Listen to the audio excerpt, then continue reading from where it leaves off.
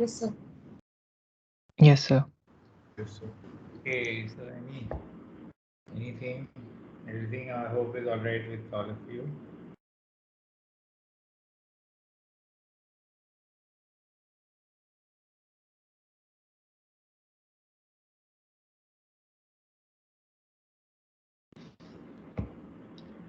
Okay, so let me just review what we had done in the previous class.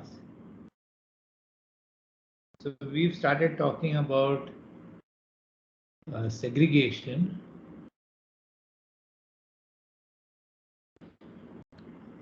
And in the previous class, I explained how we can try and predict uh, segregation and how segregation occurs. So you're looking at what is a theory or a model for segregation. And we're looking at this simple problem. Let's say, supposing you have particles flowing down, um, particles of one type, let's say glass beads are flowing, and in that you put one steel ball. And then you want to find out what is the terminal velocity of this particle in the direction normal to the flow. So this is V1. So the flow is in this direction. The particle is sort of going down. Why is it going down? Because the density of the particle steel is higher than that of the glass. And that is what is the driving force for this particle to segregate and go to the lower levels. So the problem that we are looking at is a single particle of density ρ1 falling at its terminal velocity. So you know that if you drop a particle in a fluid, initially it will accelerate, and then when the weight is equal to the drag force and the buoyancy force, it will come to the terminal velocity. So then there is no acceleration. And then we assume that outside the bulk density is the particle density 2 times the volume fraction. And of course, the density of the first particle is more than the remaining particles. Now, if you do a force balance, then you have the weight is equal to the drag force plus the buoyancy force. The weight is given by this. The drag force, we assume Stokes' law, and it's given by this. And the buoyancy force is given by this. And here, P is the particle volume. And what we say is that actually in the buoyancy force, to calculate buoyancy, you remember from school days that buoyancy is nothing but the weight of the fluid displaced. Now, this is the weight of the fluid displaced, but it's displaced by a volume that is larger than the volume of the particle. So that is this effective volume. And how do we calculate this effective volume? Well, we came up with a simple idea. So here is our force balance. The weight is equal to drag force plus buoyancy force. Over here, we don't know what is this effective volume. Now, if you want to calculate this, then I know that if I put this particle density to be the same as the remaining particle densities, that is if ρ1 is equal to ρ2, then obviously there will be no terminal velocity. So V1 will go to 0 because there is no driving force to make it fall. So if we put ρ1 equal to ρ2 and we put V1 equal to 0, you will simply get that the effective volume is V divided by 5.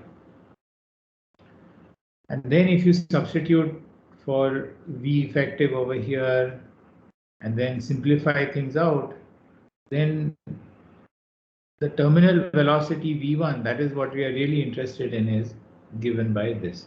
So if we know this segregation velocity, then it will tell us what is the rate of segregation. Now, this is the velocity of a single particle, but if you wanted to imagine that there is a flux of particles, so there are many such particles falling, then the flux will be the velocity of this particle relative to the remaining part, the mean velocity in the downward direction times the concentration. So the relative velocity times concentration is defined as the flux, and C is the concentration. So concentration goes, or you can say volume fraction. C is the volume fraction. So it goes from 0 to 1. And this is the concentration of species 1.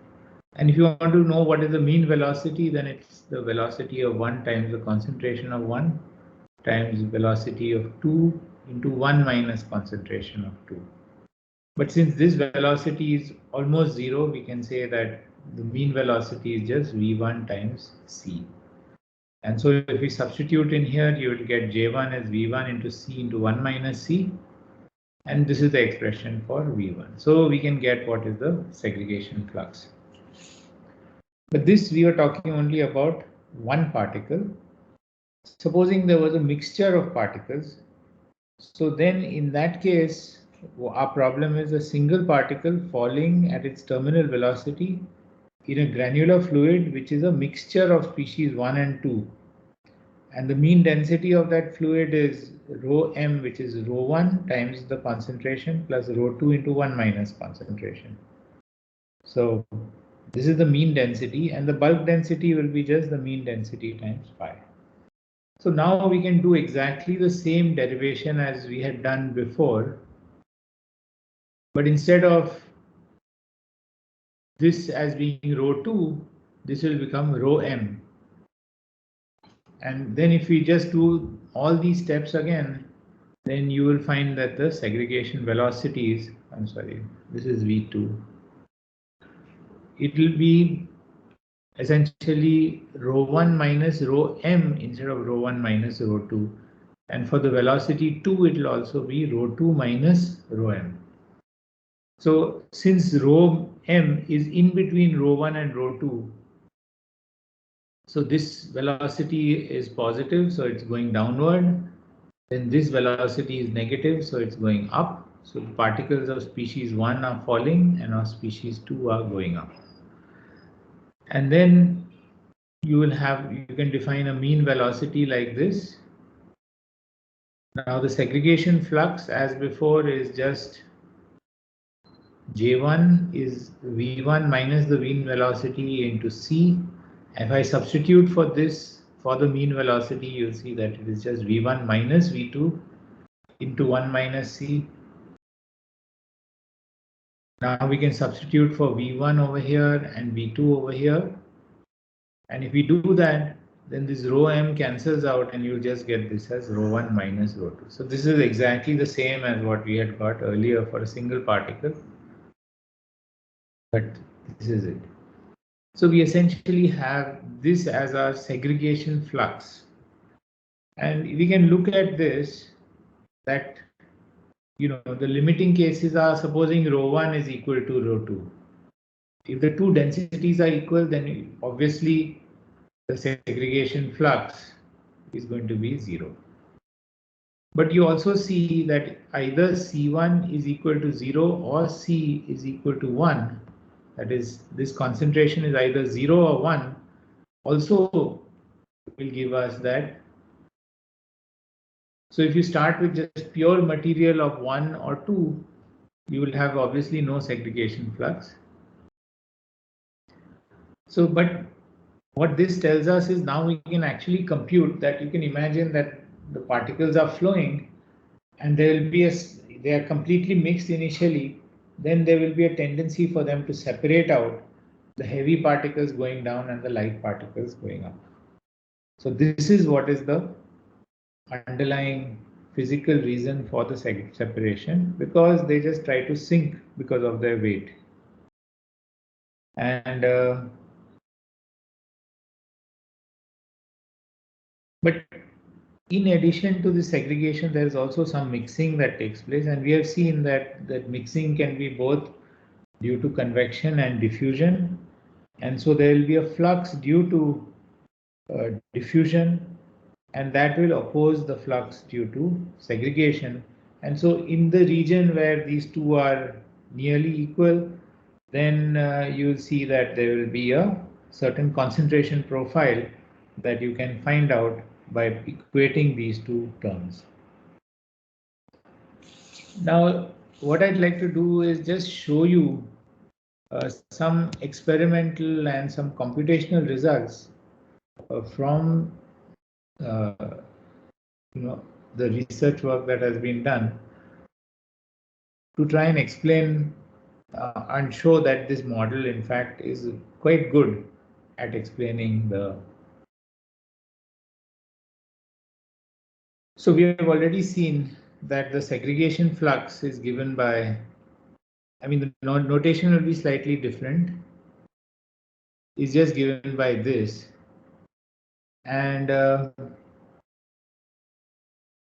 I'm writing it in terms of the diffusivity and something called the effective temperature, so that, here and here the diffusivity will cancel out. But you'll see that this is just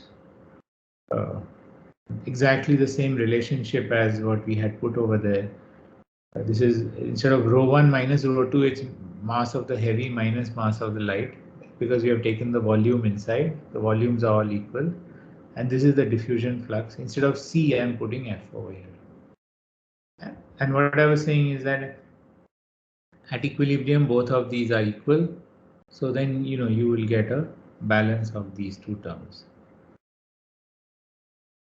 So you can get this as the equilibrium profile. And you can see that this is the Stokes law part, 6 pi eta into the radius. So that is Stokes law. And then this is the diffusivity. So the diffusivity was over here. I brought it down and I've combined these two to call it the effective temperature. So you can see that on the left hand side, there's only this 1 by F into 1 minus F into dF by dx. And on the other side is just 1 by the effective temperature, which is defined as just the prefactor of Stokes law times the diffusivity. So one of the students in our lab, he did really very nice experiments, and he looked at steel balls and glass beads in a rotating cylinder, and over here he looked at the flow of that, and by doing image analysis he could identify which are the steel balls, which are the glass beads, and then he could get what are the profiles. This is the profile of the concentration, the velocity profile, the shear rate profile, shear stress, and the viscosity. He also measured the diffusivity, so he would track a particle position y as a function of time versus the initial position, and then plot it versus time, and then you can see you get nice straight lines, and the slope of that line is essentially the diffusivity. And if you plot the diffusivity versus the shear rate, you can see that it scales with the shear rate. So this is, you remember the expression that I told you earlier, that diffusivity is just some constant into gamma dot times diameter squared. So this verifies that particular result.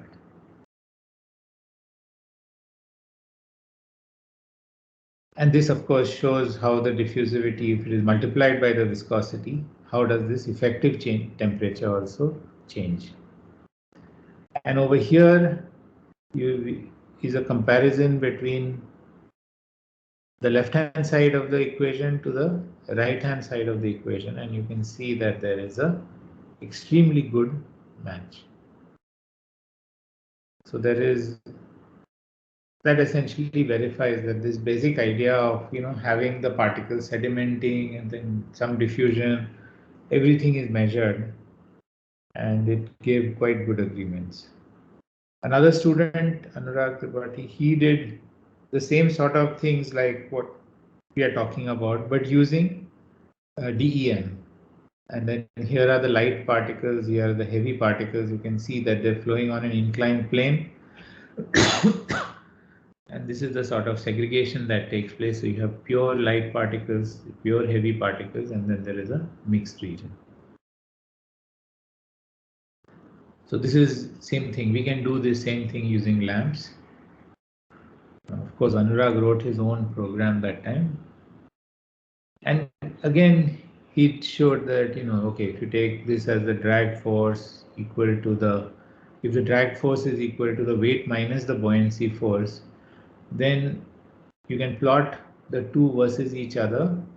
So this is the force balance equation. This one is nothing but the weight minus the buoyancy force, and this is the dimensionless drag force. And then you can clearly see that the slope is a constant, implying that the theory is working. So this is for one particle falling in the mixture. And here are some other results that he got from mixtures where, this is the velocity profile. Here you can see the concentration profile. The light particles are here, the heavy particles are here. This is the viscosity, how it varies. And this is the effective temperature, how that varies. So once we have that, here is the calculation of the diffusivity. And you can see this diffusivity here. And this is how the concentration profile varies. You can see that there's pure particles here, and then there is a mixture of particles in this region. But if you plot ln of 1 minus f versus this, as per the theory, you can see that there is a perfect match between the two. So again, what all these results show, that both numerical as well as computational results show that this theory that I have explained to you, that works quite well. So let me now, let's just do a very simple example of trying to predict, making some simplifications, trying to predict what will be the equilibrium profile for the segregating system.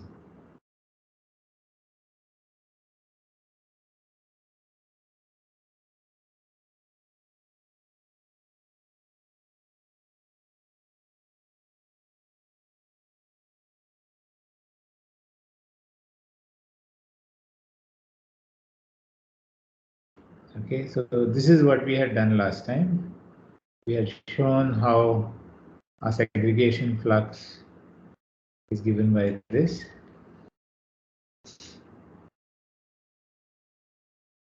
So today, now we are in lecture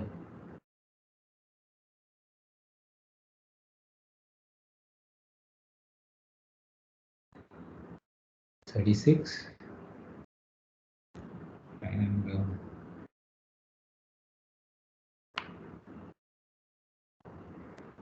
and today is the 28th of November, October. We're coming up on November.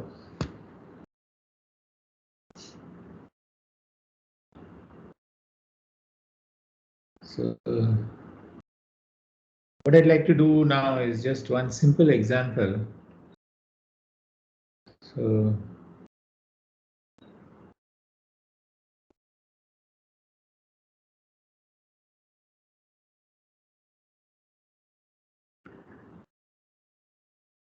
we'd like to find out the equilibrium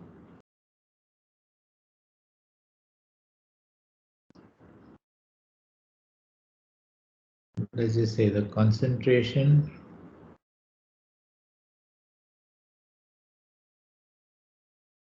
profile in a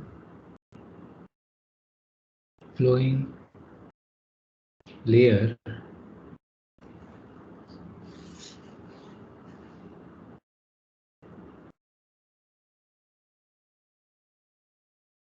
at equilibrium or at steady state, whatever you want to call it. So what we would like is that here is our flowing layer.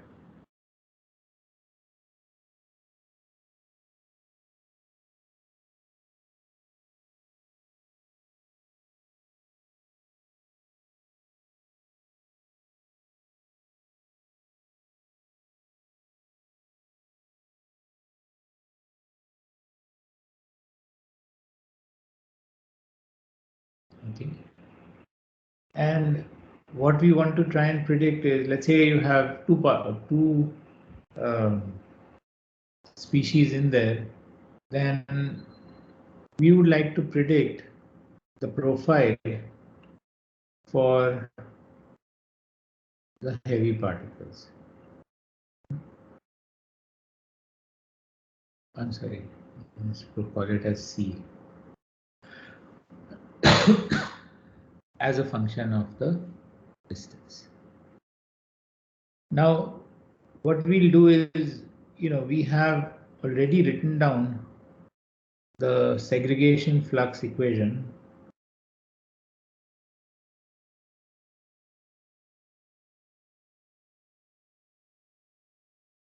We have written it down as J1S is equal to M1 minus M2 G cos theta divided by C1 pi, no, C1, you can keep pi or remove it, but it's just a constant, so I'll put it into C1 eta into D. And this is multiplied by C into 1 minus C. Okay. And we have our diffusion flux,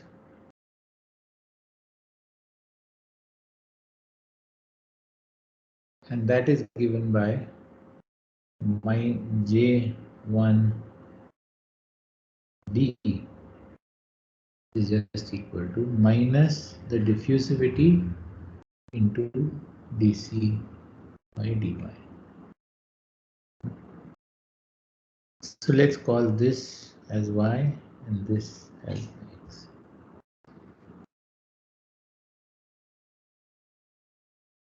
Okay. So J1 means that it's the flux of species 1. Similarly, we can write down the flux of species 2 and so forth. But right now we just do this. Now what the idea is that at equilibrium or at steady state,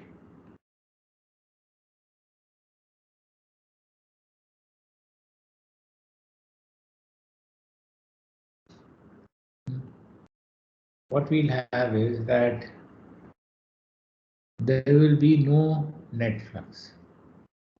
So what is the governing equation for this? The mass balance equation in this case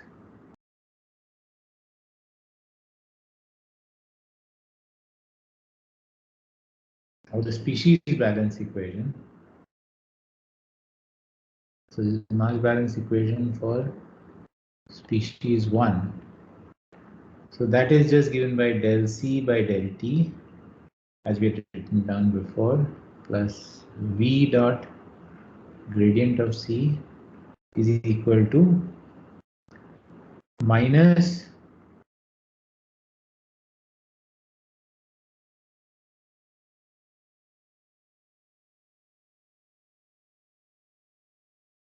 divergence of J, where J is the total flux. Okay. And so if you have, let's say, steady state, now we have two things that will happen, that the segregation is happening perpendicular to the flow.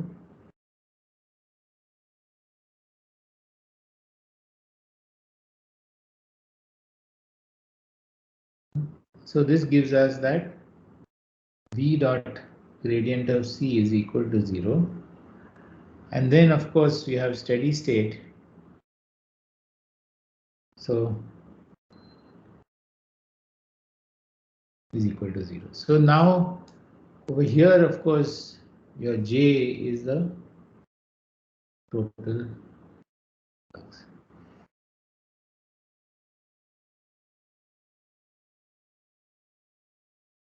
So this means that since you are only interested, since the flux is only in the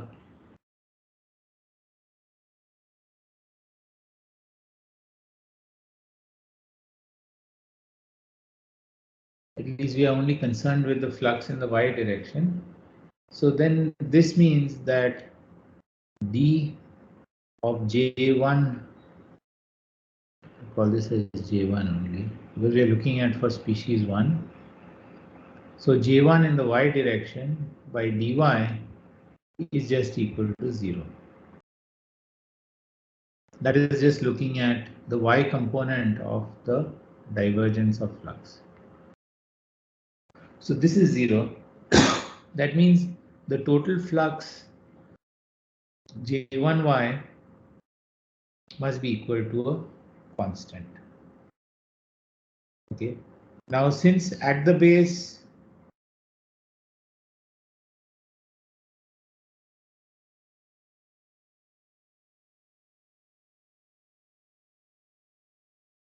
we're using too many C1, so I'll just call it as A1.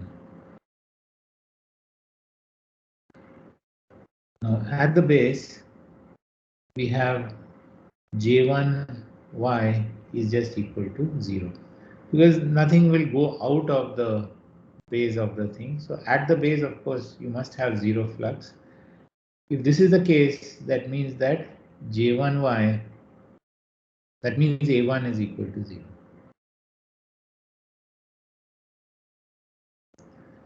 And so that means basically J1y is equal to 0 everywhere. So this gives us that J1 of y is equal to 0 at all y.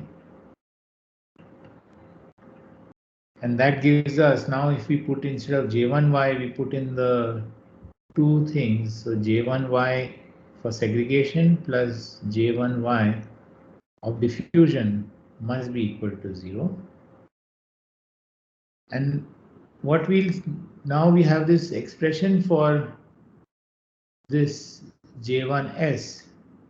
So that I'm going to simplify and simply write as K into C into 1 minus C minus D into dC by dy, which is diffusion flux. And what we'll assume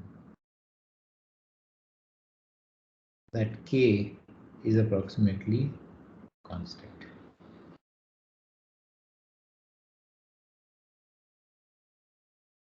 So this thing below here, we are taking this whole thing, we are taking it to be K.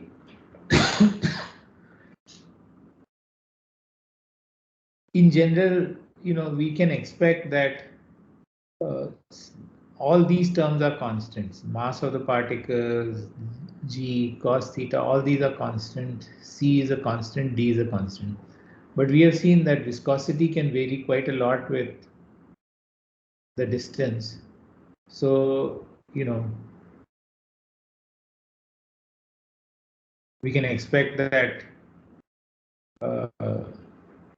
K will vary with distance. But secondly, what we'll also find is that diffusivity varies with distance in the system. But over here, just so that we have that we can actually solve the problem, we'll also assume that D is also approximately constant. We can do a more detailed analysis, but this is just to sort of do a simple problem. So now, if we simplify things out, then what you will get is dC by dy, and then you take this on this side, so it's 1 by C into 1 minus C.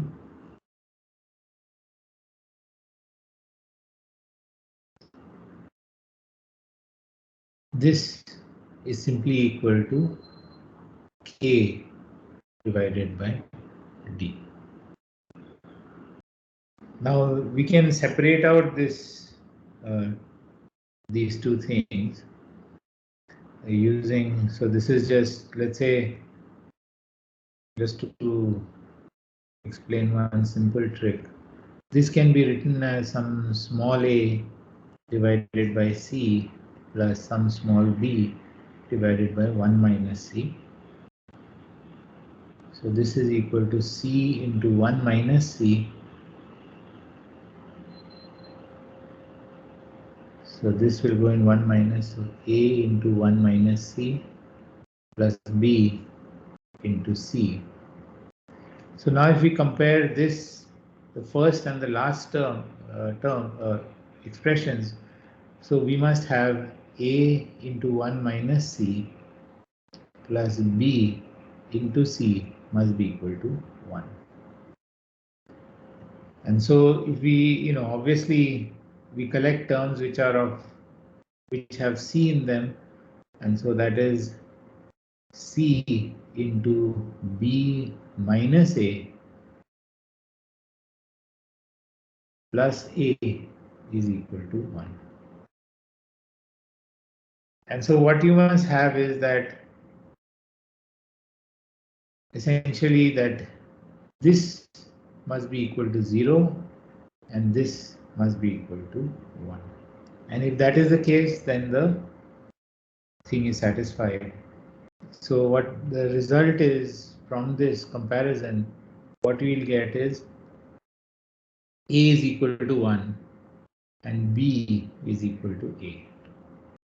So doing a little bit of algebra, what we finally get is 1 upon c into 1 minus c is just equal to 1 by c plus 1 by 1 minus c. So we'll have two terms now. So 1 by c dc by dy plus 1 upon 1 minus c dc by dy is equal to k by d. And now I can integrate this.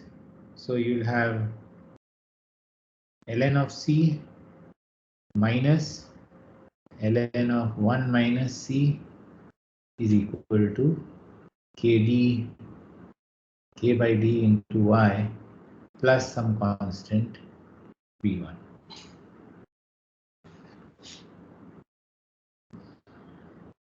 Okay. So from here, I will get that ln of c divided by 1 minus c is equal to k by d into y plus b1. And now if we, let's say at y equal to 0, if we have c is equal to some concentration C0, then what you will get is that B1 is just equal to ln of C0 divided by 1 minus C0. And so this gives us that ln of C divided by 1 minus C is equal to K by D into Y plus ln of C0 divided by 1 minus. So this will give us our profile.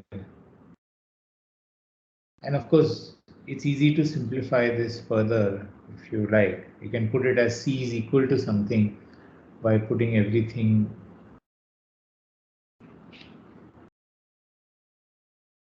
So if you like to simplify it a little bit, then this can actually be written as ln of C by C0 into 1 minus C0 divided by 1 minus C is equal to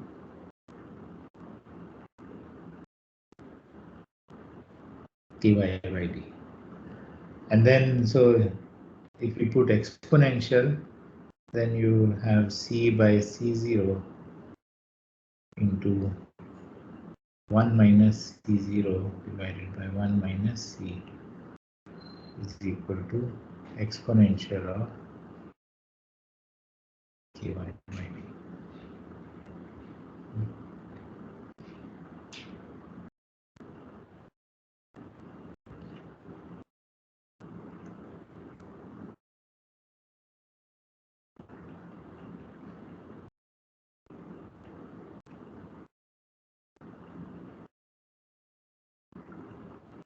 And let's say if we call this temporarily as alpha, then you can see that C into alpha into 1 minus C.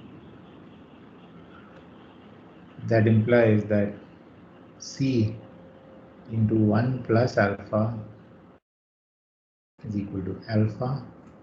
So C is just equal to alpha divided by 1 plus alpha, and alpha is given by this quantity. So then you can essentially get an expression for how the concentration will vary in the system. Okay. So with this, I'd like to essentially end the lecture and end whatever I wanted to teach in the course. We still have a couple of lectures left, Monday and Tuesday. I would like to give one final quiz. Would Monday morning be okay, or would you prefer Tuesday morning for the quiz?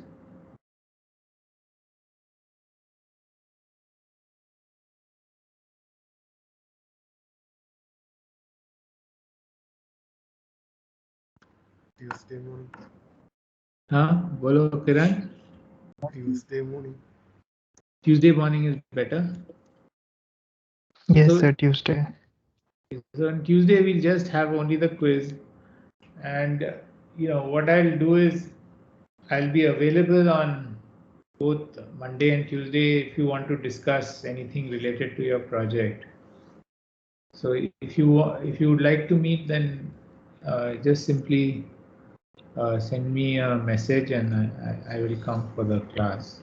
But otherwise, the formal lectures are over, and I'll not take any more classes beyond this. Okay, so this was the last thing. So thanks to all for attending this class, and I look forward to seeing you on Tuesday for the quiz. Okay, so bye bye. Thank you, sir. Thank you all. Bye bye.